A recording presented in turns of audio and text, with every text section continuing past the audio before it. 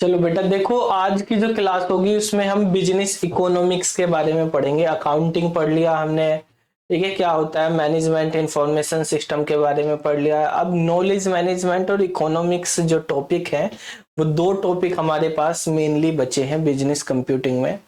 ठीक है, तो जैसे कम्युनिकेशन हो गया, क्लाउड वगैरह, ये सारी चीजें बेसिक थी।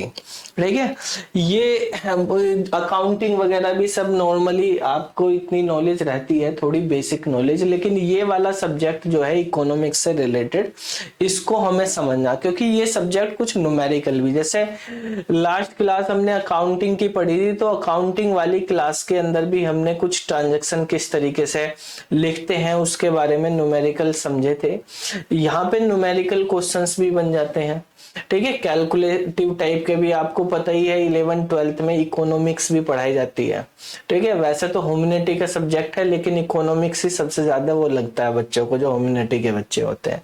तो आपके लिए कोई इतना बड़ा नहीं, आप तो वैसे भी मैथमेटिक्स पढ़े हो, लेकिन आपके लिए नई चीज इसमें क्या होगी, कोर यानी बेसिक थ्योरी वाली जो पार्ट है वो होगा। कैलकुलेशन तो कर ही लेंगे। तो इसके अंदर हमारे पास टॉपिक्स क्या हैं जो बेसिकली बीसीए में पढ़ाए जाते हैं, आप इग्नू के सिलेबस में देख सकते हैं। बीसीए में ये दो टॉपिक इकोनॉमिक्स से रिलेटेड दिए गए हैं। ठीक है, सेमेस्टर वाइज पूरा आ रहा है ना स्क्रीन पर। तो एक तो टॉपिक है हमारे पास बिजनेस इकोनॉमिक्स का, एक है इसमें knowledge management and new economy. ये दो टॉपिक हमारे पास बिजनेस इकोनॉमिक्स है रिलेटेड है। जो बिजनेस इकोनॉमिक्स है इसमें फंडामेंटल है इकोनॉमिक्स का, बेसिक एलिमेंट है डिमांड और सप्लाई से रिलेटेड, कंज्यूमर बिहेवियर और basic element of money and banking. ठीक है, यानी यहाँ पर अगर देखें तो आपके सिलेबस में यहाँ पर अगर हम देखेंगे, एक तो फंडामेंटल हो गया, डिमांड सप्लाई हो गया, कंज्यूमर बिहेवियर हो गया और बेसिक एलिमेंट हो गया। ये हमने चार चीजें रखी, लेकिन अगर बुक देखें तो उसमें ये 4 यूनिट है, पूरी की पूरी एक सेमेस्टर की बुक है। ठीक है, ऐसे ही ये दूसरे सेमेस्टर वाली है, सेकंड सेमेस्टर में पढ़ाई जाती है, इसमें मैनेजमेंट एंड इकोनॉमी। तो हमें ये करने के लिए कम से कम 3-4 क्लास तो लगेंगी, अगर हम बेसिक भी चीजें पढ़ें जो प्रीवियस ईयर के क्वेश्चन है उनसे रिलेटेड। 1 से 2 क्वेश्चन इसमें से बन रहे, 1 से 2 क्वेश्चन इसमें से, इसमें कोई ज्यादा बड़ी बात है नहीं। यहाँ पे न्यू इकोनॉमी और नॉलेज मैनेजमेंट में आपने ज्यादातर पढ़ी हुई है ये चीजें। आईपीआर हम उसमें 11th-12th के सिलेबस के अकॉर्डिंग पढ़ते हैं। सीएस में भी आईपीआर के बारे में है, आर्टिफिशियल इंटेलिजेंस के बारे में, थोड़ा सा स्टैटिस्टिक्स के मेथड्स भी पढ़ने हैं, वो हमें आगे भी हेल्प करेंगे जब इंजीनियरिंग मैथमेटिक्स पढ़ेंगे। तो सबसे मेन यहाँ पे इंपॉर्टेंट होने वाला है ये फर्स्ट वाला पार्ट, बिजनेस इकोनॉमिक्स। ये बेसिक है, फंडामेंटल है, ये समझ में आ गया तो ये भी आगे की अगले वाली यूनिट भी समझ में आ जाएगी इजीली। और जो स्टैटिक्स वगैरह के हम यहाँ पे क्वेश्चंस करेंगे वो भी हमारे पास इजी हो जाएंगे। ठीक है, तो हम बात करते हैं यहाँ पर सबसे पहले फंडामेंटल ऑफ इकोनॉमिक्स में कि इकोनॉमिक्स होता क्या है। इकोनॉमिक्स का मतलब क्या है, अर्थशास्त्र हिंदी में जिसे बोलते हैं, ये अर्थशास्त्र क्या है। आपने देखा होगा भाई, इकोनॉमिक्स में अर्थशास्त्र के बारे में बात करी जाती है डॉक्टर मनमोहन सिंह की, बहुत बड़े अर्थशास्त्री थे। ठीक है, और हमारे पास अभी जो बेसिकली मिनिस्ट्री होती है इकोनॉमिक्स में, ठीक है, जो बिल वगैरह पास करते हैं ये सारे के सारे, तो वो भी सारे एक्सटर्नल अफेयर्स आ गए, इकोनॉमिक्स हो गए। ठीक है, ये सब उसमें आती हैं, पढ़ते ही हैं हम सारे के सारी चीजें। तो इकोनॉमिक्स मतलब अर्थशास्त्र से रिलेटेड चीजें, जिसमें पैसे के लेन देन के बारे में हम अकाउंटिंग में पढ़ते थे, पैसे को मैनेज कैसे करना वो हम इकोनॉमिक्स में पढ़ेंगे। ठीक है, जैसे यहाँ पर हम देखें बेसिक डेफिनेशन जो इकोनॉमिक्स की दी हुई है, वो लिखी है कि इकोनॉमिक्स जो वर्ड है ये कहाँ से बना है, ग्रीक का एक वर्ड है ओकोनोमिया। ठीक है, ओकोनोमिया वर्ड से ये लिया गया है। इस वर्ड को अगर हम पार्ट्स में, दो पार्ट में डिवाइड करें तो एक ओकोस हो जाता है और एक नोमोस हो जाता है। तो ओकोस का मतलब है हाउस और नोमोस का मतलब है मैनेजमेंट। जैसे हम अपने घर के खर्चे चलाने के लिए घर को कैसे, अपनी जैसे सैलरी आ रही, सैलरी में घर का खर्चा कैसे चलाएं, सारे एक्सपेंसेस कैसे मैनेज करें, वो चीजें जहां से बेसिक फंडामेंटल शुरू होता है वहीं से हमारे पास धीरे धीरे इकोनॉमिक्स शुरू हो जाती है। ठीक है, ये मतलब घर से लेके इंटरनेशनल लेवल तक, स्टेट, कंट्री, इंटरनेशनल लेवल तक सब चलती रहती है हमारे पास। तो इसमें यही कहा गया है कि अगर इन दोनों वर्ड्स को हम कंबाइन कर दें तो इसका मतलब क्या है, मैनेजिंग हाउस होल्ड। ठीक है, यानी घर की चीजों को आपको कैसे मैनेज करना, वही मतलब जैसे एक बंदे की सैलरी है 10,000 रुपये महीना, तो 10,000 रुपये में उसको अपने घर के सारे खर्चे करने हैं, खाने पीने का, किचन का भी, रेंट पे जा रहा कोई वो भी, बिजली पानी, ठीक है, बच्चों की पढ़ाई लिखाई जो भी है वो किस तरीके से मैनेज करनी, कैसे अपने एक्सपेंसेस को मैनेज करना, वही इकोनॉमिक्स में मतलब कुछ लिमिटेड रिसोर्सेस होंगे हमारे पास इनकम के, लेकिन खर्चे जो हैं वो लिमिटेड नहीं होते हैं। ठीक है, खर्चे कितने भी कर सकते हैं, वो अनलिमिटेड होते हैं। तो उनमें से हमें प्रायोरिटी बेस चीजें सेलेक्ट करनी है और उनके बेसिस पे हमें एक्सपेंसेस करने हैं। किस चीज को कितना एक्सपेंस में लेके आना है, वो सारा मैनेजमेंट किस में कहलाएगा, इकोनॉमिक्स में कहलाएगा। ठीक है, जैसे यहाँ पर इकोनॉमिक्स के बारे में बताया गया है कि इकोनॉमिक्स जो है वो बेसिकली हमारे पास दो चीजों पे डिपेंड करती है। एक हमारे पास है चॉइस और दूसरी चीज है हमारे पास स्कैर्सिटी। ठीक है, तो चॉइस का मतलब है कि आपके पास बहुत सारे ऑप्शन है, उनमें से आपको कुछ स्पेसिफिक ऑप्शन जो मैंडेटरी है, नेसेसरी है, वो चॉइस करने हैं। और स्कैर्सिटी का मतलब किसी चीज की कमी। देखो, अगर किसी के पास कोई कमी नहीं है तो वो कुछ भी खर्चे कर ले, कोई मतलब नहीं, लेकिन ऐसा तो है नहीं कि हर चीज की फिलमेंट होगी, क्योंकि जो चॉइस है, चॉइस की कोई लिमिट नहीं है, लेकिन हमारे पास जो इनकम है, इनकम की लिमिट है।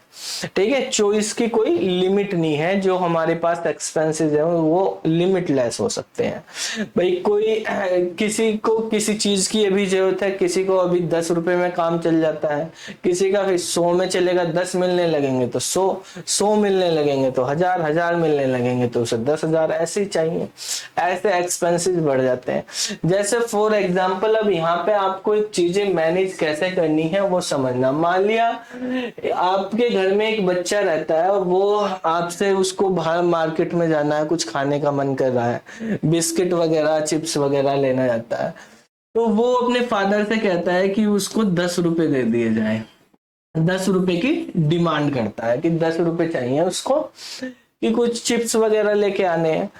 तो 10 रुपए की डिमांड करेगा, अब ज्यादा जिद करने लगेगा तो उसके पापा दे देंगे, चलो भाई 10 रुपए ले जाओ। क्या 10 रुपए मांगने पे कोई उसको, उसके फादर जो है 50 रुपए या 100 रुपए देंगे या नहीं? है भाई, अगर कोई बच्चा अपने पापा से 10 रुपए मांगता है तो उसे 10 रुपए मिलेंगे या 50 रुपए मिलेंगे या 100 रुपए मिलेंगे? 10 ही मिलेंगे ऑब्वियसली। जब उसने जितनी डिमांड करी है उस डिमांड के अकॉर्डिंग। यहाँ पे हमारे पास कॉन्सेप्ट, अभी हमें जैसे ऊपर हमने पढ़ा था, डिमांड और बिहेवियर, सप्लाई, इनके बारे में पढ़ेंगे। तो अगर 10 रुपए की डिमांड करी गई है तो मोस्ट प्रोबेबली होता है कि उनको कितने मिले, कि 10 ही रुपए मिले। ठीक है, ये चांसेस कि 10 से ज्यादा मिले बहुत ही कम है।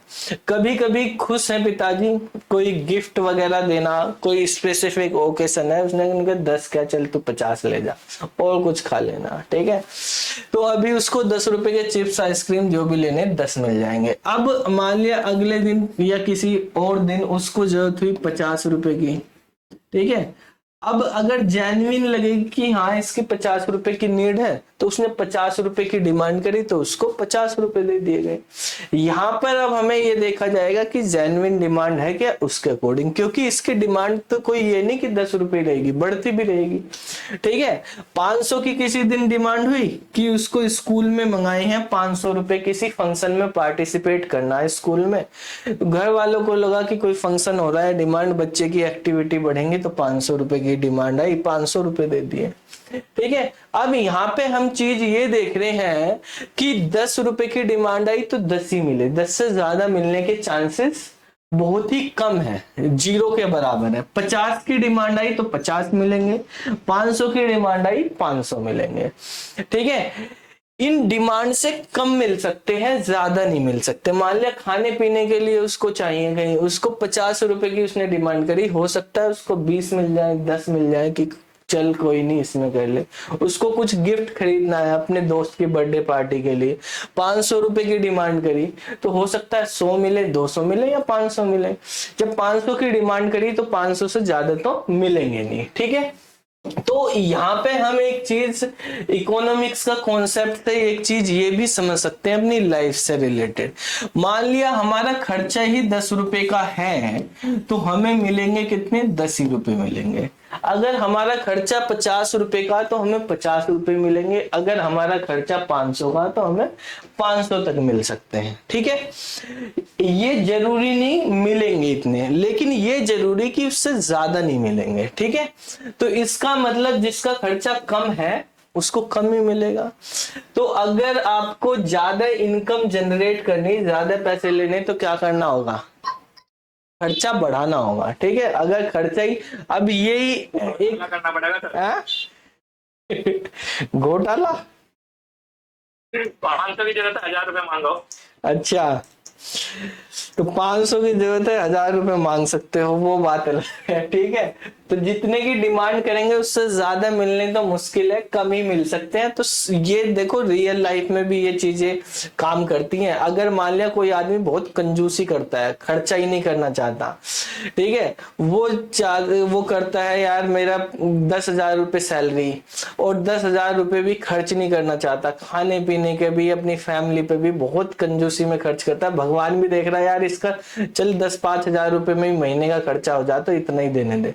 किसी का खर्चा जो है होता नहीं, 50,000 में भी नहीं घर का खर्चा चलता है, 1 लाख में, भगवान उसके तरफ को देखेगा ना, ध्यान इसका नहीं चल रहा है, इसका खर्चा ज्यादा है, इसको दे। तो ये जो कंजूसी करेगा उसको तो फिर जब उसका 10 में ही चला रहा, 5,000 में ही चला रहा खर्चा, तो उतना ही मिलता रहेगा। ठीक है, तो खर्चे बढ़ाओगे तभी इनकम बढ़ेगी। तो तो सर आप कह रहे हो कि महीने का 1 लाख खर्च करना शुरू करें हम? हाँ, तो जब खर्च करना शुरू करोगे तभी तो कमाना शुरू करोगे। क्या कह रहे हो दिविता बेटा? सर कंजूस लोग ज्यादा अमीर होते हैं।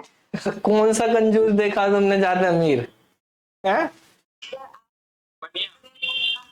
खाने पीने पे खर्चा नहीं कर रहे थे, पैसे इकट्ठा कर और तो खर्च तो कर रहे हुए कहीं ना कहीं, चाहे प्रॉपर्टी में कर रहे हो चाहे किसी में भी, रख के नहीं, जोड़े नहीं कर रहे। कंजूसी का मतलब बहुत अलग अलग तरीके से होती है ना। ठीक है, कुछ तो ऐसे ही है खर्च ही नहीं करना चाहते कहीं पे भी, और जो वैसे ही नहीं खर्च कर रहा प्रॉपर्टी पे भी कहाँ खर्च कर रहे पता नहीं। तो भाई एक मतलब यहाँ पे कहने का ये है, अभी जैसे ये कह रहा है कि खर्च करना शुरू कर दें। खर्च करोगे जब तुम्हारा खर्चा बढ़ेगा तभी तुम्हारे दिमाग में टेंशन आएगी वे कमाना भी। अगर किसी की महीने की 50,000 की EMI जा रही तो उसको कुछ ना कुछ जुगाड़ लगाएगा ना वो 50,000 करने, कहीं ना कहीं। किसी की जा ही नहीं रही तो वो करेगा ही नहीं, कोई टेंशन ही नहीं। ठीक है, तो ये यहाँ पर सिस्टम है, इसमें बताया गया है इकोनॉमिक्स में कि भाई आपके जो खर्चे हैं वो किस तरीके से आपको मैनेज करने हैं। ठीक है, जैसे आदमी के खर्चे बढ़ेंगे तभी इनकम बढ़ेगी। ठीक है, ऐसे नहीं है कि बिना इनकम बढ़ाए आप जो है खर्चे करते जा रहे हैं, तो वो भी गलत है। ठीक है, तो फिर वहां उल्टा पड़ जाएगा, इनकम तो बढ़ानी है। ठीक है, और इनकम बढ़ रही है खर्चे है नहीं किसी के, तो इनकम भी कम हो जाएगी। ये भी सिस्टम है, आदमी काम ही नहीं करेगा, कुछ खर्च ही नहीं हो रही है, तो वो ऐसे ही जिसका काम चल रहा हो वैसे ही फिर करने लगेगा। तो यहाँ पर कहा economics is the study of how we choose the use of limited resources with the alternative use of obtain the maximum satisfaction of unlimited human wants. यानी हमारी जो इच्छाएं हैं वो तो अनलिमिटेड हैं, लेकिन उनमें से हम मैक्सिमम सेटिस्फेक्शन, मैक्सिमम चीजें किस तरह से सेटिस्फाई कर सकें, मतलब मैनेज कर सके लिमिटेड रिसोर्सेस ऑफ इनकम से। ये स्टडी क्या कहलाती है? इकोनॉमिक्स कहलाती है, कि आपको अपनी इनकम को, अपने पैसे को किस तरीके से लगाना है, मैनेज करना, कि आपकी मैक्सिमम नीड जो है, जितनी भी आप कर सकते हो उस पैसे से वो हो जाए, ठीक है। और मैक्सिमम के साथ जो नेसेसरी है पहले, वो प्रायोरिटी के बेस पे आपको रखी जाएगी वहां पे, ठीक है। अब नीड में तो कोई कहेगा कि भाई मेरे पास ऐसा मकान होना चाहिए, ऐसी गाड़ी होनी चाहिए, प्राइवेट बंगला होना चाहिए, ये वो वे तो अलग अलग चीजें बढ़ती रहेंगी। लेकिन अभी जो रिसोर्सेस अवेलेबल हैं उनसे हम किस तरीके से करेंगे वो चीजें मैनेज। तो ये सबसे पहले जो है कहां से शुरू होगी? मतलब घर से होगी, इंडिविजुअल से होगी, ठीक है। इंडिविजुअल इकोनॉमिक्स, फिर हाउस इकोनॉमिक्स, ऐसे ही आगे बढ़ती हुई गवर्नमेंट में जाते हैं तो स्टेट, या हमारे पास जो है फिर कंट्री लेवल पे पहुंच जाती है। अब जो इकोनॉमिक्स की डेफिनेशन है ये एडम स्मिथ ने दी थी। एडम स्मिथ को बोला जाता है फादर ऑफ इकोनॉमिक्स, ठीक है। तो एडम स्मिथ ने क्या डेफिनेशन दी है इकोनॉमिक्स की? इन्होंने कहा इकोनॉमिक्स एक साइंस है, ठीक है। इकोनॉमिक्स की बहुत सारी अलग अलग डेफिनेशन, किसी ने साइंस बोला, किसी ने आर्ट बोला, किसी ने कल्चर बोला, ठीक है। तो जो एडम स्मिथ ने डेफिनेशन दी, ये फादर ऑफ इकोनॉमिक्स है। तो इन्होंने क्या कहा? इकोनॉमिक्स जो है वो एक साइंस है of wealth with an objective to increase wealth and richness of a country, कि किस तरीके से एक साइंस है जिसके थ्रू हम अपनी कंट्री की रिचनेस बढ़ा सकें, जो मतलब कंट्री में खुशहाली ला सकें, लोगों की इनकम बढ़ा सकें और वेल्थ इंक्रीज कर सकें। पैसे को किस तरीके से मैनेज करना कि रिचनेस या वेल्थ इंक्रीज हो जाए, ठीक है। तो ये इकोनॉमिक्स है हमारे पास यहाँ पे, ये सारी चीजें हमें यहाँ पे पढ़नी है। अब देखो इकोनॉमिक्स की कुछ मेजर ब्रांचेस हैं जिसमें सबसे मेन इंपॉर्टेंट है माइक्रो इकोनॉमिक्स। लास्ट ईयर ये क्वेश्चन आया था माइक्रो और मैक्रो इकोनॉमिक्स के बारे में, ठीक है। तो डेफिनेशन दी हुई थी क्वेश्चंस में और आपको पहचानना था कि कौन सा इकोनॉमिक्स है। तो जब हम बात करते हैं माइक्रो इकोनॉमिक्स की, तो माइक्रो इकोनॉमिक्स का मतलब है इंडिविजुअल से, ठीक है। कोई इंडिविजुअल पर्सन, जैसे मैं हो गया, आप हो गए, इंडिविजुअल, कोई फैमिली भी नहीं, एक इंडिविजुअल है, वो अपनी खर्चे को किस तरीके से मैनेज करता है, ठीक है। अपने इनकम और एक्सपेंसेस के बीच में किस तरह से तालमेल बैठा के अपनी नीड या नेसेसरी चीजों को फुलफिल करता है, वो क्या कहलाता है? हमारे पास माइक्रो इकोनॉमिक्स कहलाता है। और दूसरा हमारे पास मैक्रो इकोनॉमिक्स। माइक्रो वाला सबसे छोटी इकोनॉमिक्स की आइडेंटिटी होगी, उसके बाद मैक्रो हो गया। मैक्रो का मतलब अपनी फैमिली को लेके चलना, सारे के सारे, मतलब फैमिली में ऐसा नहीं है कि सारे कमाने वाले हों, इनकम हर पर्सन से आ रही हो, ऐसा नहीं, लेकिन एक्सपेंसेस सभी जगह होता है, तो वो कैसे मैनेज करना, वो हमारे पास मैक्रो इकोनॉमिक्स में आएगा। तो माइक्रो में क्या कहा गया है कि this is considered to be the basic economics, सबसे बेसिक लेवल की या फंडामेंटल इकोनॉमिक्स है, वो हमारे पास माइक्रो है। तो it may be defined as the branch of economics analysis which is study the economics behaviour of individual unit, ठीक है। यानी कोई पर्सन भी हो सकता है या कोई पर्टिकुलर हाउस होल्ड या पर्टिकुलर फर्म, यानी जो इंडिविजुअल है, बिल्कुल इंडिविजुअल। सबसे मतलब जैसे हम प्रोग्रामिंग में टोकन पढ़ते हैं ना, ठीक है, तो उसी तरीके से इकोनॉमिक्स में आ गया यहाँ पे हमारे पास माइक्रो इकोनॉमिक्स, ठीक है। जैसे टोकन क्या होता है हमारे पास? Smallest individual unit. तो यहाँ पर भी जो भी हमारे पास जिस एंटिटी के लिए हम बात कर रहे हैं उसकी जो सबसे स्मॉलेस्ट यूनिट होगी वहां की स्टडी करेंगे हम यहाँ पर, तो वो हमारे पास माइक्रो इकोनॉमिक्स आ गई, यानी वन पर्टिकुलर यूनिट की करेंगे rather than all the unit combined together. इसका अपोजिट ये हो जाएगा, ठीक है। मैक्रो में आ जाएंगे। मैक्रो में क्या है? हम कंबाइन करेंगे किसी भी, जैसे मतलब फैमिली के लिए कर रहे तो फैमिली होगी यहाँ पे इंडिविजुअल पर्सन, यहाँ पे फैमिली। ठीक है, अगर हम किसी फर्म के बारे में बात कर रहे हैं तो यहाँ पे हमारे पास वो एग्रीगेट फर्म होगी, ये हमारे पास फर्म के जो भी इंडिविजुअल रिसोर्सेस होगी वो आ जाएंगे उसके अंदर। ठीक है, अगर हम बात कर रहे हैं किसी स्टेट की तो स्टेट के अंदर जो डिस्ट्रिक्ट होगी वे उसकी इंडिविजुअल एंटिटी होगी मान लिया। ठीक है, उसके बाद हमारे पास कंबाइन करके स्टेट आ गया। तो ऐसे ही यहाँ पे कहा गया है कि macro economics may be define as the branch of economics analysis which study behaviour of not one particular unit but all the unit combined together. ठीक है, जिस भी पर्टिकुलर एंटिटी के बारे में हम बात करें उसकी सारी यूनिट को कंबाइन एग्रीगेट कर दिया तो वो है, तो इसको हम एग्रीगेटिव इकोनॉमिक्स भी बोलते हैं। जो मैक्रो इकोनॉमिक्स है इसका दूसरा नाम एग्रीगेटिव इकोनॉमिक्स भी है। ठीक है, इसी के साथ साथ हमारे पास नेक्स्ट है हमारी इंटरनेशनल इकोनॉमिक्स। ठीक है, बिजनेस इकोनॉमिक्स तो हम पढ़ेंगे ये भी।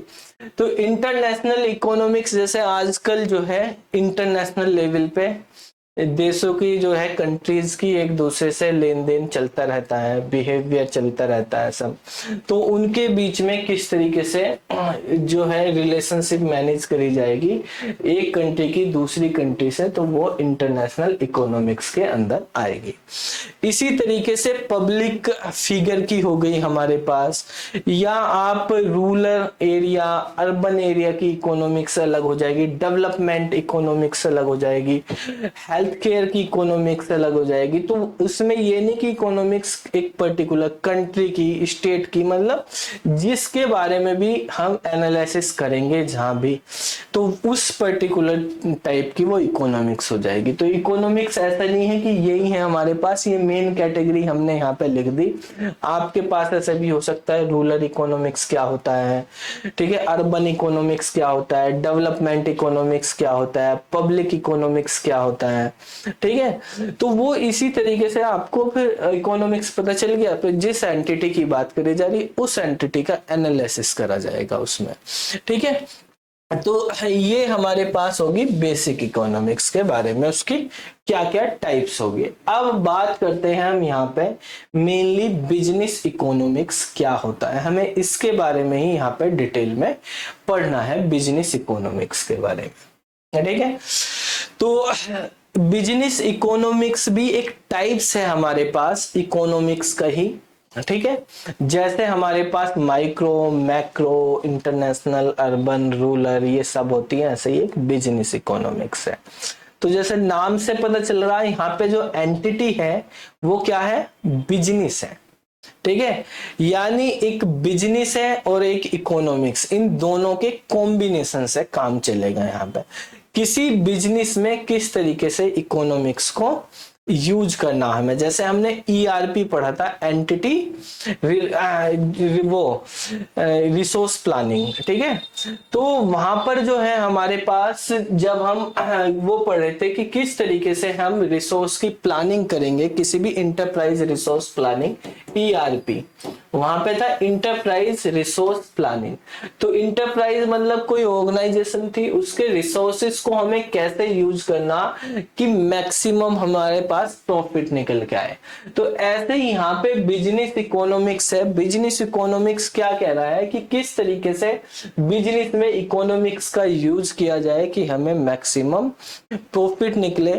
ठीक है, किस तरह से हम रिसोर्सेस की बिजनेस के अंदर जितनी भी एंटिटी है उनका यूज करें कि हमारे पास जो भी नीड है वो मैक्सिमम सेटिस्फाई हो जाए। तो यहाँ पर कहा business economics is that discipline which deals with the application of economic theory. Economics की एप्लीकेशन को किसमें करना, बिजनेस मैनेजमेंट में अप्लाई करना है। ठीक है, तो ये जो है हमारे पास इकोनॉमिक्स और बिजनेस मैनेजमेंट के बीच में एक ब्रिज का काम करती है। ठीक है, तो इन दोनों के बीच में ब्रिज का काम कर रही है, इसलिए इसको हमने क्या बोला, मैनेजरियल इकोनॉमिक्स भी बोला। बिजनेस इकोनॉमिक्स का दूसरा नाम मैनेजरियल इकोनॉमिक्स भी है। ठीक है, तो इसमें इकोनॉमिक्स थ्योरी और मेथोलॉजी का किसमें यूज हो रहा है, बिजनेस के अंदर यूज हो रहा है। ठीक है, इसको बिजनेस इकोनॉमिक्स या मैनेजरियल इकोनॉमिक्स बोला गया और इसको अप्लाइड इकोनॉमिक्स भी बोला जाता है। बिजनेस में हम यूज करें तो अप्लाइड इकोनॉमिक्स, जैसे अप्लाइड मैथमेटिक्स होता है, प्रैक्टिकली उसको यूज करना किसी भी चीज में, ठीक है, बिजनेस के अंदर इसको यूज करना। तो यहाँ पे इसको दो टर्म में बांटा गया है, एक बिजनेस मैनेजमेंट हो गया और एक इकोनॉमिक्स हो गया, ठीक है। तो किस तरीके से बिजनेस को मैनेज करना है वो यहाँ पे इकोनॉमिक्स थ्योरी में पढ़ेंगे हम इसमें।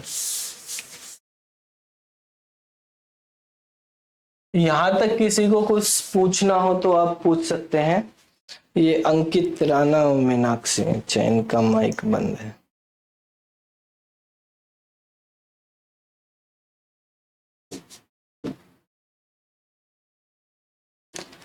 चलो अब देखो, हम नेक्स्ट बिजनेस इकोनॉमिक्स के बारे में हम बात करते हैं। बिजनेस इकोनॉमिक्स के क्या क्या स्कोप है, ठीक है। देखो, बिजनेस में यूज हो रही मैनेजरियल इकोनॉमिक्स या अप्लाइड इकोनॉमिक्स, इसका नाम बताया। इसका मतलब जो बिजनेस के अंदर मैनेजमेंट लेवल पे काम कर रहे हैं बंदे, यानी जैसे मैनेजर हो गए, वो इसको यूज करेंगे।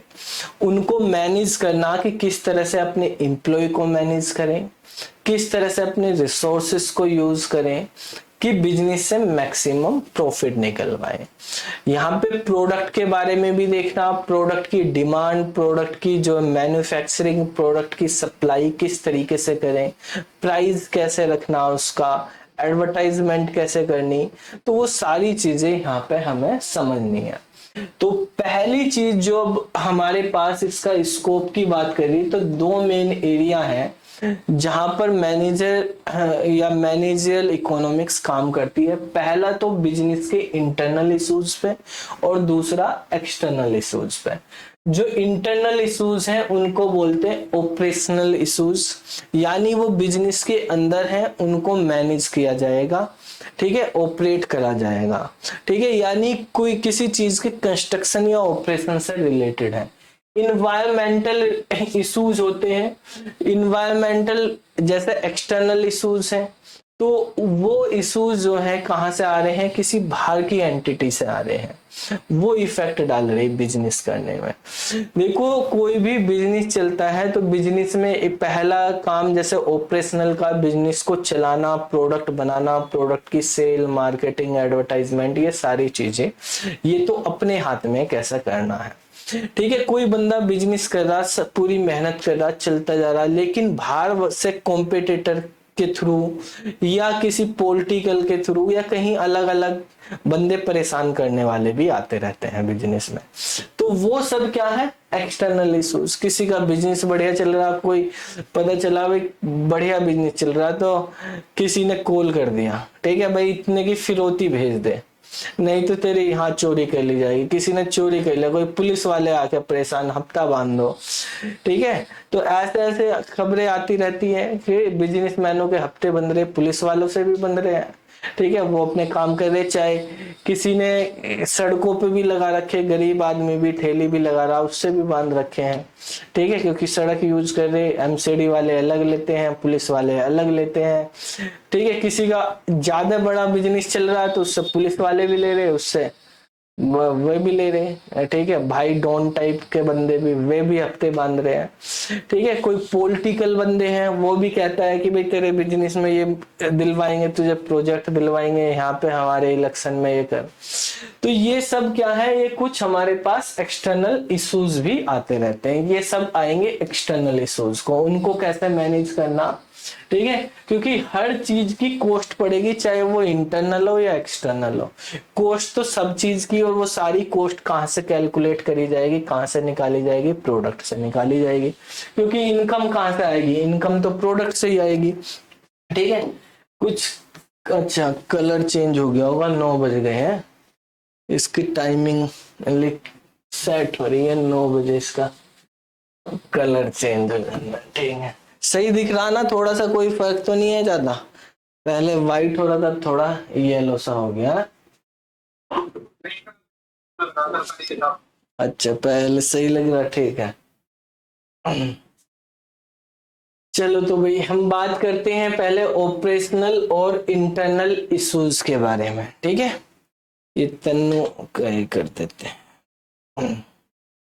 तो ऑपरेशनल के बारे में जैसे हमने एक बात करी कि the manager of business firm face the problems which are related to the internal issues of the business या firm, they are controlled by the manager with the help of economic theory and principles। ठीक है, उसको हम manage कर सकते हैं, manager जो है उसको सोल्व कर लेगा उन सारी प्रॉब्लम्स को, किसमें, इकोनॉमिक्स थ्योरी और प्रिंसिपल की हेल्प से। ठीक है, अब यहाँ पर जो है क्या इकोनॉमिक्स थ्योरी चलानी, क्या क्या प्रॉब्लम्स आ सकती हैं वो सब देखनी। सबसे पहला है कि व्हाट टू प्रोड्यूस, क्या प्रोडक्ट बनाना है, problem of choice of commodity.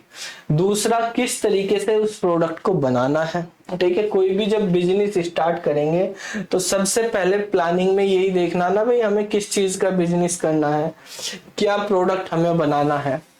ठीक है, फिर उसको बनाएंगे कैसे, किस तरीके से वो मैन्युफैक्चरिंग करी जाएगी उसकी। What techniques are to be used, either capital intensive और लेबर इंटेंसिव टेक्निक। ठीक है, किस तरीके से वो बनेगा, उसमें सर्विस का पार्ट रहेगा या वो मैन्युफैक्चरिंग का पार्ट रहेगा, प्रोडक्ट सर्विस वाला प्रोडक्ट रहेगा या जो है मैन्युफैक्चरिंग वाला पार्ट रहेगा। फिर हमारे पास what capital labour ratio to be used. ठीक है, अगर दोनों चीज यूज हो रही तो उसमें कितनी कैपिटल रेशो लगेगी, ठीक है, और कितनी हमारे पास लेबर लगेगी। मतलब कैपिटल लेबर रेशो का मतलब है जो प्रोडक्ट की मैन्युफैक्चरिंग में कितने एम्प्लॉय का यूज हो रहा हो, कितना उसका जो है कैपिटल मतलब पैसे का खर्चा हो रहा है, ठीक है, या सर्विस का यूज हो रहा है। What price to be levied, ठीक है, प्राइस के बारे में क्या रखा जाए, कैसे इसमें इन्वेस्ट करवाया जाए या करा जाए, कितनी क्वांटिटी करी जाए प्रोडक्शन की, कैसे सेल किया जाए उसको, किस प्राइस पे करा जाए। ठीक है, और how the capital and the profit can be managed. ठीक है, किस तरीके से मैनेज करना है वो सारी चीजें, ये सब आ जाएंगे इसमें इंटरनल इश्यूज में। अब इंटरनल इश्यूज की जब हम यहाँ पे बात कर रहे हैं तो हमें यहाँ पे देखना है डिमांड एनालिसिस के बारे में। ठीक है, सबसे मेन चीज यही है, जब हमने देखो यहाँ पे ऊपर देखा तो हमारे पास पूरी एक यूनिट इसमें इसी से रिलेटेड है, basic element of demand and supply. इनके बारे में हमें पढ़ना, डिमांड के बारे में पूरा, डिमांड क्या है, कितनी तरह की होती है, ठीक है, किस तरीके से डिमांड को मैनेज किया जाए। देखो कोई भी बिजनेस हो उसका सबसे मेन चीज है डिमांड। ठीक है, कोई प्रोडक्ट बना रहे हो आप तो प्रोडक्ट की डिमांड आएगी तभी तो बिजनेस चलेगा। अगर डिमांड ही नहीं है प्रोडक्ट की तो फिर बिजनेस भी नहीं चलेगा, क्या फायदा होगा उसमें।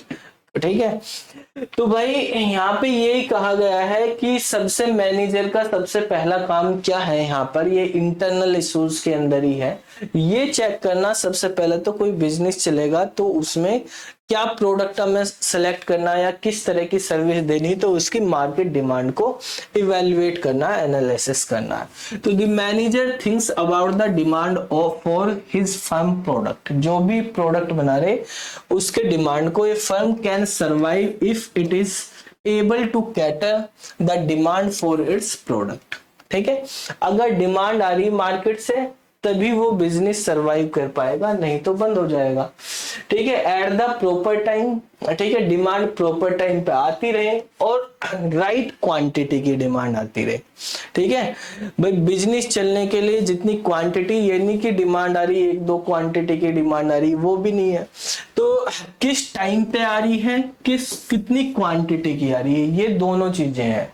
ठीक है, यहाँ पे टाइम और क्वांटिटी का मतलब ये है कि ऐसा नहीं कि एक ही टाइम पे आ गई इतनी डिमांड की पूरी भी नहीं की जा सके और वो प्रोडक्ट या प्रोजेक्ट ही कैंसिल करना पड़ जाए।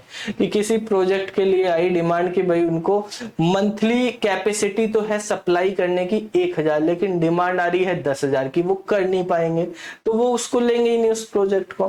ठीक है, तो ऐसी डिमांड भी नहीं चाहिए कि एक बार 10,000 की आ गई फिर 4-5 महीने आई नहीं। भाई अगर कैपेसिटी है 1000 की, ठीक है, सप्लाई करने की, कि मंथली 1000 की सप्लाई कर सकते हैं, तो उसी के अकॉर्डिंग रेगुलर इंटरवल पे हर महीने 1-1000 के करीब आती रहे वो। ठीक है, तो राइट क्वांटिटी प्रॉपर टाइम पे। Demand analysis help to manager to estimate and manipulate the market demand for his product. ठीक है, अब 10,000 की डिमांड आना कोई गलत बात नहीं, अच्छी बात है कि 10,000 की आ रही, भाई तुम्हारी कैपेसिटी है प्रोडक्ट को बनाने की किसी कंपनी की 1,000 की, लेकिन उसके पास डिमांड आ रही 10,000 की, वो गलत नहीं है, वो अच्छी बात है वो तो और भी। लेकिन उसमें गलती कहाँ है यहाँ पर, कि एक बार 10,000 की आ गई, फिर 4 महीने 5 महीने आई नहीं। ठीक है, और वो लगातार आ रही, मतलब तो अगर मान लिया वो अपने कंपनी के रिसोर्सेस को बढ़ाए कि वो मंथली 10,000 प्रोडक्शन कर सके 1,000 की जगह, तो उसने अपना 10 गुना प्रोडक्शन के लिए अपने रिसोर्सेस तो बढ़ा दिए, लेकिन डिमांड एक ही महीने आई, फिर आई नहीं गई, तो फिर 3-4 महीने तो वो रिसोर्सेस क्या हो गए उसके, वेस्ट हो गए। ठीक है, तो इसीलिए प्रॉपर टाइम और क्वांटिटी दोनों मैनेज है, क्योंकि रिसोर्सेस तो तभी बढ़ाएंगे ना कोई ऑर्गेनाइजेशन जब उसकी डिमांड रेगुलर कंटिन्यूटी में आ रही हो, तो उसी के अकॉर्डिंग। हाँ बेटा, मतलब इस केस में मतलब आउटसोर्स भी तो काम करा सकते हैं कंपनी के, मतलब आउटसोर्स काम करा दिया, इस पर खाली है। हाँ तो आउटसोर्स करा सकती है, किसी थर्ड मीडिएटर बनेगा ना, वो अपनी तरफ से नहीं होगा, किसी तीसरे पार्टी से होगी, फिर वो थर्ड पार्टी का यूज होगा उसमें। ठीक है, तो वही यहाँ पे देखना है। अब अपने आप वो करेगा नहीं, थर्ड पार्टी से ही यूज करी जाएगी। जैसे कोई भी एक अगर कभी कभी आ रहा तो, लेकिन वो थर्ड पार्टी से यूज करने वाला कोई चीजें वो बिजनेस की ग्रोथ या उसकी गुडविल आगे चीजें बनाने में वो हेल्प नहीं करेगा इतनी। ठीक है, तो या तो वो सर्विस का पार्ट कर रहा हो तब होते हैं, जैसे मान लिया ऐसा नहीं है कि थर्ड पार्टी से कराना बेकार है, लेकिन आपका काम ही थर्ड पार्टी से कराने का है। जैसे ब्रोकर होते हैं, वो बीच में एक पार्टी है, दूसरी पार्टी को मिला के उनके बीच में काम करवा रहे हैं।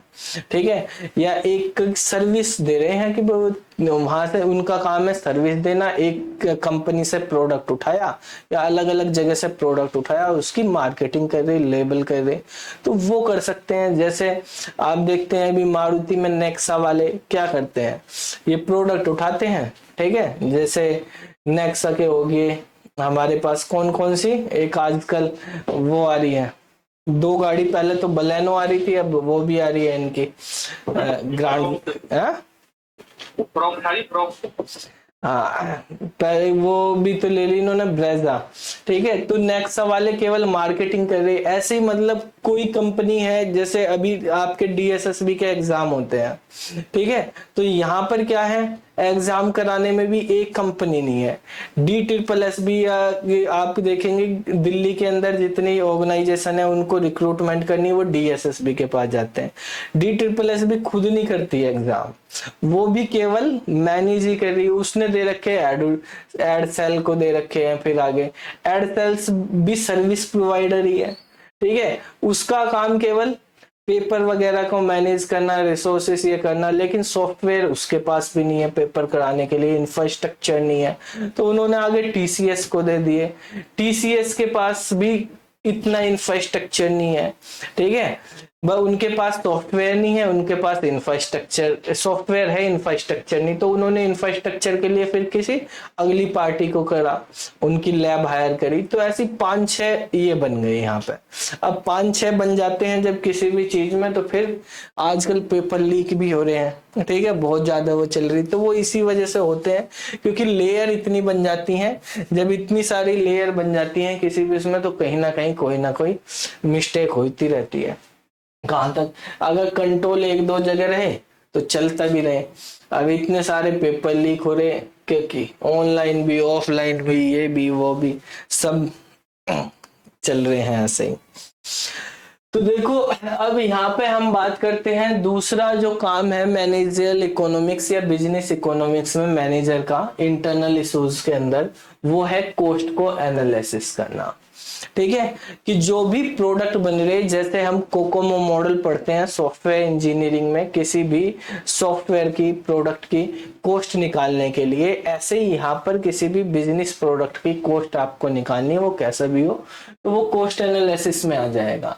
ठीक है, तो ये सबसे इसेंशियल पार्ट है, क्योंकि प्राइसिंग जो रखी जाएगी वो इसी के अकॉर्डिंग रखी जाएगी। जितने भी तरह के एक्सपेंसेस हो रहे हैं सारे के सारे इंक्लूड करके, तो जो भी एवरेज कॉस्ट होगी वो हमें यहाँ पे निकालनी है। उसी के अकॉर्डिंग फिर क्या होगा, सेल होगी प्रोडक्ट की। ठीक है, अब यहाँ पे जैसे कहा गया कि इन्वायरमेंटल और एक्सटर्नल इश्यूज, ये आपको बताए थे क्या क्या होते हैं किस तरीके से। ठीक है, these issues are related to general business environment in which the firm और बिजनेस ऑपरेट्स। और इनके बारे में आपको बताया, जैसे कॉम्पिटिटर के इश्यूज हो गए, पॉलिटिकल इश्यूज हो गए, लोकेशन से रिलेटेड कहाँ पे आप यूज कर रहे, किस तरह का इन्वायरमेंट वहां पे हो रहा है कभी। ठीक है, ऐसे भी होते हैं, जैसे मान लिया आपको प्रोडक्ट कोई भी करना, तो प्रोडक्ट की लोकेशन इम्पोर्टेंट है, आप प्रोडक्ट कहाँ पे सेल कर रहे हैं या कहाँ पे मैन्युफैक्चरिंग कर रहे हैं। जैसे मान लिया एसी है, तो एसी की फैक्ट्री है किसी की, तो एसी की फैक्ट्री उसने ओपन करी कहाँ पे जाके, कश्मीर में, शिमला, हिमाचल वगैरह ऐसी जगह, तो वहां बिकने की नहीं उसकी। ठीक है, तो आपको जो है प्रोडक्ट अपना कहाँ पे मैन्युफैक्चर कराया, कहाँ पे सेल करना, जहां पे उसकी डिमांड हो। ठीक है, ये सारी चीजें यहाँ पे देखनी है, किस जगह उसकी डिमांड हो सकती है। जैसे यहाँ पे होगी हमारे पास दिल्ली, राजस्थान, ठीक है, यूपी वगैरह, इधर यहाँ पे डिमांड होगी। ठीक है, तो वहां पे या शहरों में ज्यादा डिमांड होती है, गांव से, गांव में तो हवा रहती है, खुले भी रहती है, तो कम। ठीक है, तो ऐसे ही मतलब कोई भी प्रोडक्ट आप बना रहे हैं, तो प्रोडक्ट किस लोकेशन पे बनाया जा रहा, सेल करा जा रहा है, वो भी डिपेंड करेगा।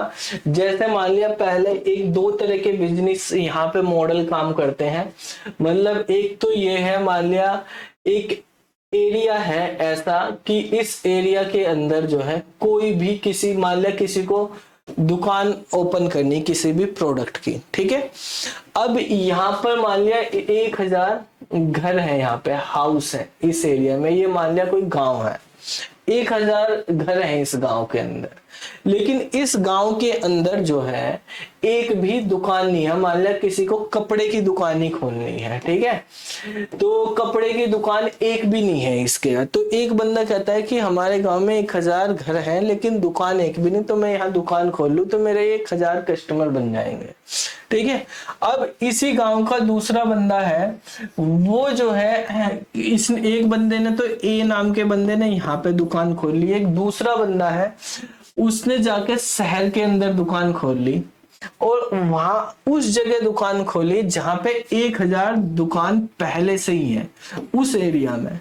ठीक है, उस मार्केट में 1000 दुकान कपड़े की, क्लोथ्स की पहले से ही है, और इस बंदे बी ने भी उसी जगह पे खोल लिया दुकान। अब दोनों के बिजनेस में किसको ज्यादा प्रॉफिट होगा, किसका बिजनेस ज्यादा चलेगा, अब यहाँ पे बात है।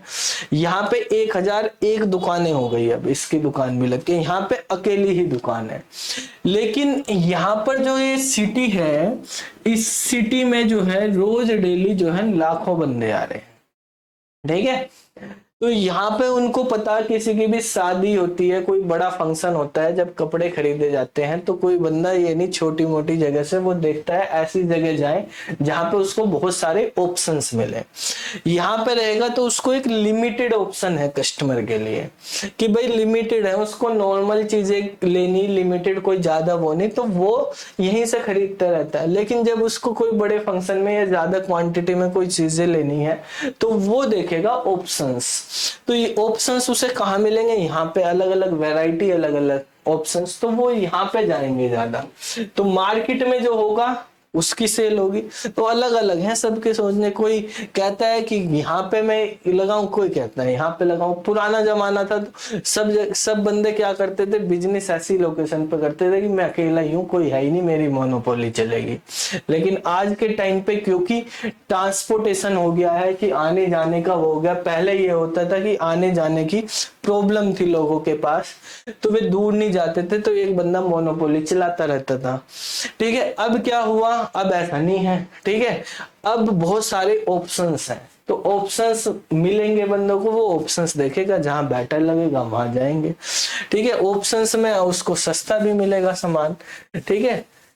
तो ये इसके बाद आता है हमारे पास ऑब्जेक्टिव ऑफ द फर्म। तो ऑब्जेक्टिव में हमारे पास क्या है, सेल्स मैक्सिमाइजेशन करना, ठीक है, कि मैक्सिमम सेल हो प्रोडक्ट की, प्रॉफिट मैक्सिमाइजेशन, यूटिलिटी का मैक्सिमाइजेशन, अपने रिसोर्सेज को किस तरह से मैक्सिमम यूज कर पाए, ग्रोथ मैक्सिमाइजेशन, और वेलफेयर मैक्सिमाइजेशन।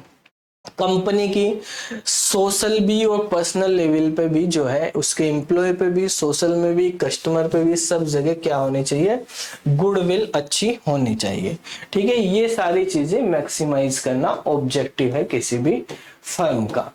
अब यहाँ पे हमारे पास लॉ ऑफ डिमांड के बारे में हम बात करेंगे, ठीक है। लॉ ऑफ डिमांड क्या कहती है, ठीक है, किसी भी प्रोडक्ट की कॉस्टिंग से रिलेटेड है, किसी भी प्रोडक्ट की कॉस्टिंग कैसे कम होती है, कैसे बढ़ती है, ठीक है। आप देखते हैं कि किसी जगह कोई प्रोडक्ट जो है सस्ता मिल जाता है, कहीं पे महंगा मिल जाता है, ठीक है।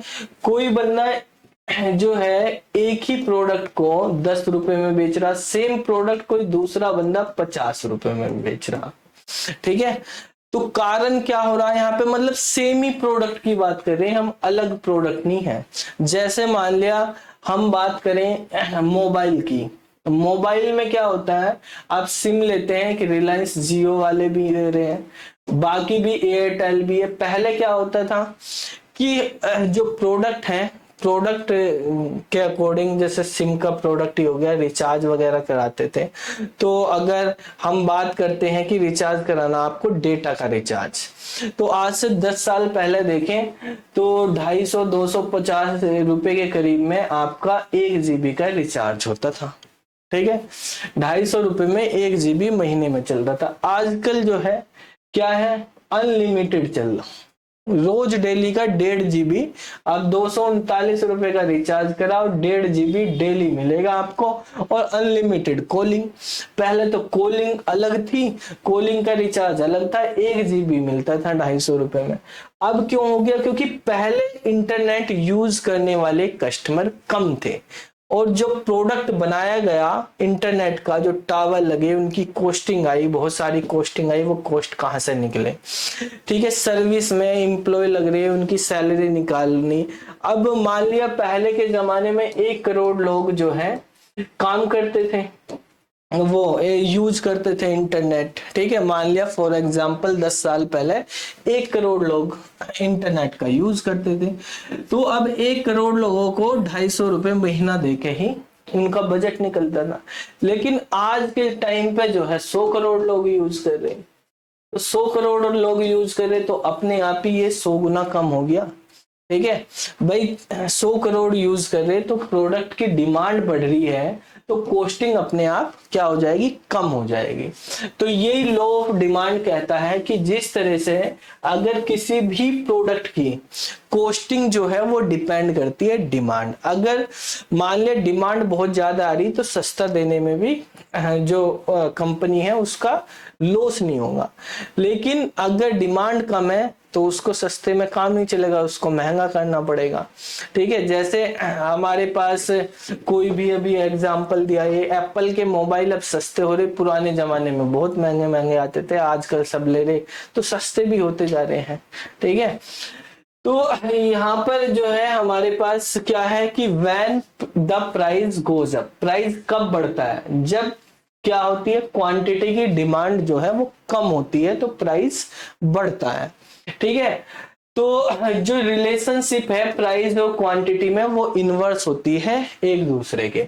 जब प्राइस जो है डाउन कब होगा, कम कब होगा, जब क्वांटिटी की डिमांड जो है बढ़ेगी, ठीक है। तो मतलब अगर हम डिमांड बात करें, क्यूडी की बात करें, क्वांटिटी की डिमांड अगर हमारे पास जो है प्राइस की क्या होती है, इनवर्स होती है, 1/p होती है। अगर प्राइस बढ़ेगा तो मतलब कब बढ़ेगा, डिमांड कम होने पर, डिमांड बढ़ेगी तो प्राइस कम हो जाएगा, ठीक है। तो ये हमारे पास यहाँ पर होता है। जैसे ये डिमांड शेड्यूल है हमारे पास, तो प्राइस पर यूनिट की बात कर रहे हैं। को डिमांड आई किसी भी प्रोडक्ट की 50 यूनिट बेचनी है, तो 10 रुपए की एक यूनिट पड़ेगी, कितना हो गया 500 रुपए का कॉस्ट पड़ी। अगर डिमांड आई 60 यूनिट की, तो उससे कहा 8 रुपए पर यूनिट दे देंगे। आप मार्केट से कुछ सामान भी खरीदते हो, तो अगर बल्क में ऑर्डर खरीदते हो तो सस्ता पड़ता है, अगर सिंगल खरीदोगे तो महंगा पड़ेगा। तो सेम चीज है, 60 की यूनिट है तो 6 48, 480 रुपए में ही पड़ेगी। तो यहाँ पे आपको देखना पड़ा कि 50 यूनिट तो 500 में आ रही, जबकि 60 यूनिट 480 में आ रही और कम में आ रही है। ठीक है, ऐसे ही 70 यूनिट देखेंगे तो 420 रुपए में ही आ जाएंगी, 80 यूनिट देखेंगे 320 रुपए में ही आ जाएंगी, और 90 यूनिट अगर हम देखेंगे तो 180 रुपए की ही बन गई यहाँ पे। ठीक है, तो यहाँ पर हमारे पास प्राइस पर यूनिट जो है वो कम होता चला गया इस तरीके से। अब यहाँ पर तो हमने इस तरह से एक वो बना दिया यहाँ पे कि डिमांड आ रही है इंडिविजुअल बंदे से आ रही, तो उसको सस्ता दे दिया। ऐसे ही मल्टीपल जगह से आएगी, ठीक है, तो ऑन एवरेज प्राइस जो है बराबर होगा, क्योंकि हमारे पास ऐसा नहीं है कि यहाँ पे 10 पे 500, तो यहाँ पे फिर तो बंदा 90 ही खरीद लेगा ना। ठीक है, वो 50 क्यों खरीदेगा जब 180 में सस्ते में मिल रही। ऐसा नहीं है, ये एक बंदे की डिमांड की बात करी गई है। ठीक है, अगर टोटल मतलब टोटल जो है सेल 5000 की करनी है, उसको मान लिया टारगेट है 5000 की होनी, ठीक है, तो 5000 की सेल करनी है। अगर प्रोडक्ट की कॉस्टिंग के अकॉर्डिंग देखेगा वो, भाई 5000 का हमें या सेल करनी है या प्रॉफिट निकालना, तो 5000 का प्रॉफिट 50 करेगा तो 50 पे भी उसे 5000 चाहिए, 90 करेगा या 1000 करेगा उसको 5000 ही चाहिए। ठीक है, तो प्रॉफिट का मार्जिन उतना कम हो जाएगा उसके अकॉर्डिंग। ये हमारे पास होगी। इसका मतलब क्या है, हमारे पास प्रोडक्ट की जो डिमांड है, ठीक है, क्वांटिटी डिमांड और जो हमारे पास प्राइस है वो एक दूसरे के नेगेटिव उसमें चलते हैं। ठीक है, नेगेटिव डायरेक्शन में काम करते हैं। अगर क्वांटिटी बढ़ रही तो प्राइस कम हो रहा है, क्वांटिटी जो है हमारे पास प्राइस बढ़ रहा तो क्वांटिटी कम हो जाएंगी वहां पर। अब देखो यहाँ पर हमारे पास कुछ क्वेश्चंस हैं, पहले उनको देखते हैं हम। इसमें कहा who is the father of economics, क्या आंसर होगा इसका? Adam Smith. ठीक है, एडम स्मिथ ने बताया था कि जो है हमारे पास इकोनॉमिक्स क्या है, एक साइंस है जिसके थ्रू हम किसी कंट्री की रिचनेस बढ़ाएंगे और उसकी वेल्थ पे काम करेंगे। ठीक है, दूसरा कहा है कि economics is a positive science या नॉर्मेटिव साइंस, किस तरह की साइंस है, या नन या बोथ। तो इकोनॉमिक्स दोनों तरह की साइंस है, पॉजिटिव भी और नॉर्मेटिव भी। पॉजिटिव जो साइंस होती है वो प्रोडक्ट बेस होती है। ठीक है भाई, जो प्रोडक्ट है, प्रोडक्ट की कितनी डिमांड आ रही, कितना प्राइस, उसके बेस पे काम करेगी वहां पे। और जो हमारे पास नॉर्मेटिव साइंस है यहाँ पे इकोनॉमिक्स में, वो साइंस होती है जो बेसिकली वैल्यू पे बेस होती है। ठीक है, उसको वैल्यू बेसिस होते हैं ना, वैल्यू एथिक्स वगैरह जो हम बात करते हैं, तो वो भी मेंटेन करके रखना है। तो ऐसा नहीं कि आप अंधाधुंध लूट मचाते चले जाओ या कुछ भी करते जाओ, वो नहीं करना है। ठीक है, तो एथिक्स और जो है हमारे पास supply chain, demand, price, quantity, इन सबको मैनेज करके लेके चलना है, वो हमारे पास इकोनॉमिक्स कहलाती है। दूसरी चीज है हमारे पास, नेक्स्ट क्वेश्चन में कहा कि relationship between price and demand, price और डिमांड के बीच में जो रिलेशनशिप होती है वो डायरेक्ट है, पॉजिटिव है या नेगेटिव है? क्या होगी? नेगेटिव होगी। इनवर्स में होती है ना, एंटी प्रोपोर्शनल होती है। ठीक है, तो रिलेशनशिप जो है प्राइस और डिमांड के बीच में नेगेटिव होगी। जब हम इसका ग्राफ अगर बनाएंगे तो ग्राफ हमारे पास कैसे बनेगा, अगर यहाँ पे हम प्राइस की बात करें तो प्राइस इस तरीके से हमारे उल्टा चलेगा। ठीक है, प्राइस हमारे पास कैसे चलेगा, ऊपर की तरफ से। अगर हम यहाँ पे कोई ये प्राइस रख दें, इधर क्वांटिटी रख दें, तो प्राइस अगर क्वांटिटी यहाँ पर है तो प्राइस ज्यादा है, क्वांटिटी बढ़ती रहेगी तो प्राइस कम होता चला जाएगा। इस तरीके से ग्राफ बनेगा हमारे पास इसमें। ठीक है, नेक्स्ट का है लॉ ऑफ डिमांड। डिमांड का लॉ है वो क्या शो करता है, relationship between price and quantity, वही पॉजिटिव नेगेटिव या डायरेक्ट, तो ये भी नेगेटिव वाला हो गया। ठीक है, नेगेटिव जो है हमारे पास प्राइस और क्वांटिटी में रिलेशनशिप नेगेटिव होती है, ये लॉ ऑफ डिमांड है। अभी हमारे पास जैसे हमने कहा डिमांड के बारे में हमें काफी चीजें समझनी है, तो हम यहाँ पे डिमांड के बारे में देखते हैं थोड़ा सा। क्या होती है इलास्टिसिटी ऑफ डिमांड। ठीक है, कि डिमांड कम ज्यादा होती रहती है, उसके अकॉर्डिंग जो है बिजनेस में हमारे पास यहाँ पे इनके कुछ न्यूमेरिकल क्वेश्चंस भी आते हैं इससे रिलेटेड। डिमांड क्वांटिटी कैसे फर्क पड़ता है वो सारी चीजें हमें देखनी है। तो टाइप ऑफ इलास्टिसिटी डिमांड्स की अगर हम बात करते हैं तो वो क्या होगी, तो पहला टाइप होता है प्राइस इलास्टिसिटी ऑफ डिमांड। ठीक है, यहां पर क्या कहा गया कि डिमांड किस तरह से चेंज होगी। ठीक है, क्वांटिटी के चेंज होने पे या प्राइस के चेंज होने पे या इनकम क्रॉस एडवर्टाइजमेंट, ये सारी चीजें यहाँ पे दी हुई हैं। तो types of elasticity of demand क्या है, डिमांड में कैसे चेंजेस आ रहे हैं या डिमांड में चेंजेस होने पे प्राइस में या बाकी चीजों में कैसे चेंजेस आएंगे, वो समझने के लिए यहाँ पे 4 मेन टाइप दिए गए हैं। सबसे पहले प्राइस में क्या चेंजेस होंगे, डिमांड में चेंज होने में प्राइस में क्या चेंजेस होंगे या इलास्टिसिटी डिमांड क्या होगी। ठीक है, इसके बाद हमारे पास इनकम इलास्टिसिटी ऑफ डिमांड, ये शॉर्ट में लिखे, इनको पूरा लिख देते हैं, इनकम इलास्टिसिटी ऑफ डिमांड। ठीक है, फिर एक क्रॉस इलास्टिसिटी ऑफ डिमांड, और एक है हमारे पास एडवर्टाइजिंग इलास्टिसिटी ऑफ डिमांड। तो ये 4 तरह के हैं, प्राइस, इनकम, क्रॉस और एडवर्टाइजमेंट। ठीक है, जब हम बात कर रहे हैं, अभी हमने प्राइस के बारे में पढ़ाया, बाकी के बारे में अभी हमने पढ़ा नहीं, तो हम प्राइस की बात करते हैं पहले। तो प्राइस में क्या है, अगर हमें निकालना कि कितना चेंजेस हुआ डिमांड में, उसका निकालना, तो देखो किस तरीके से इलास्टिसिटी डिमांड निकालेंगे। उसका फॉर्मूला है percentage of quantity demanded. Percentage कितनी परसेंट हमारे पास क्वांटिटी को डिमांड किया गया, माना गया, उसकी परसेंटेज। अभी पहले मान लिया डिमांड थी 100 यूनिट की, अभी आई है 500 यूनिट की डिमांड, तो कितना चेंजेस जो है वो बढ़ भी सकती है, कम भी हो सकती है। तो प्राइस में कितने परसेंट का चेंजेस आया, इन दोनों का रेशो जो होगा उसको बोलेंगे हम ईडी, यानी इलास्टिसिटी ऑफ डिमांड। किसके रेस्पेक्ट में, प्राइस के रेस्पेक्ट में। देखो यहाँ पे प्राइस की बात करी गई तो प्राइस होगा, इनकम की बात करेंगे तो इनकम के अकॉर्डिंग होगा। ठीक है, तो जैसे भी हमारे पास हमें एडवर्टाइजमेंट, क्रॉस या कोई और एक्सपेंसेस है उनसे रिलेटेड करनी, तो उसके रेस्पेक्ट में यहाँ पे रेशो हम निकाल लेंगे। ठीक है, तो मान लिया हमारे पास 500 गुना बढ़ गया है, ठीक है, डिमांड, और प्राइस में हमें कितना चेंजेस करना, तो हम इलास्टिसिटी डिमांड निकाल सकते हैं, मतलब प्राइस 500% कम कर सकते हैं।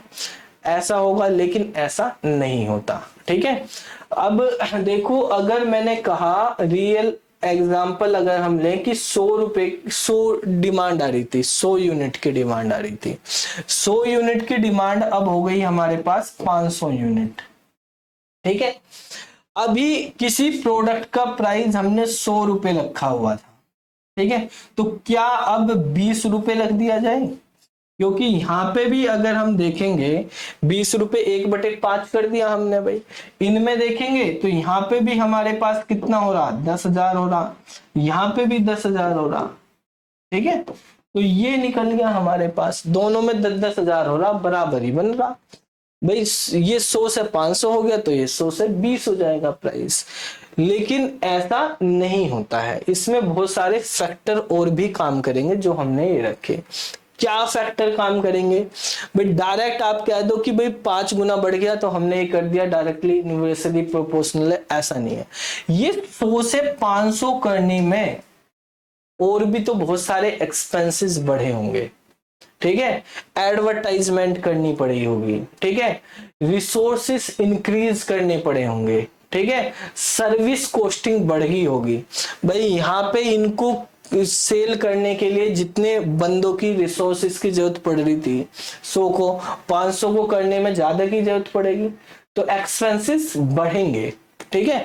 ऐसा नहीं है कि जितने एक्सपेंसेस हमारे पास इस पे आ रहे थे उतने 500 में आएंगे एक्सपेंसेस तो बढ़ेंगे, ठीक है, लेकिन वो एक्सपेंसेस उस रेशो में नहीं बढ़ेंगे जिस रेशो में हमारे पास ये डिमांड बढ़ेगी, तो उससे हमारे पास प्राइस तो कम होना है। ये 20 नहीं होगा तो 30 हो जाए, 40 हो जाए, 50 हो जाए, कुछ भी 100 से 50 भी हो गया, 50% तो हुआ, कम होगा, ठीक है। लेकिन ये नहीं है कि 100% ही कम हो जाता है, जैसे हमने यहाँ पे प्राइस के अकॉर्डिंग ले लिया, इसने तो कह दिया कि उसके रेस्पेक्ट में बराबर इक्वल ही होगा, वो जितना बढ़ेगा इतने जितने परसेंट वो बढ़ा इतने परसेंट ये कम हो जाएगा। तो ऐसे अगर करने लगे तो बिजनेस लॉस में चला जाएगा, ठीक है। हमें देखना पड़ेगा जो प्रॉफिट मार्जिन है, ठीक है, प्रॉफिट मार्जिन वो कम नहीं होना चाहिए, नहीं तो वो हो जाएगा भाई बिजनेस उसमें चला जाएगा, क्योंकि इसके साथ साथ क्वांटिटी बढ़ने में बाकी एक्सपेंसेस भी बढ़ेंगे, ठीक है। उन प्रोडक्ट की मैन्युफैक्चरिंग हो रही है तो एक साथ उनको रखने के लिए जगह की जरूरत पड़ेगी, ठीक है, उसको वेयर हाउस का कॉस्ट भी बढ़ेगा, ठीक है, रिसोर्स वगैरह बहुत सारी चीजें बढ़ेंगी। तो उन सब के बारे में इनकम क्रॉस एडवर्टाइजमेंट डिमांड के अकॉर्डिंग क्या क्या चेंजेस होगा वो बेसिक चीजें हम समझेंगे और उसके अकॉर्डिंग क्वेश्चंस करेंगे। तो ये आपको बताया 4-5 क्लास इसमें आपकी लगेंगी, तो बाकी फिर हम कल करेंगे, ठीक है। किसी को कुछ पूछना है तो आप पूछ सकते हो।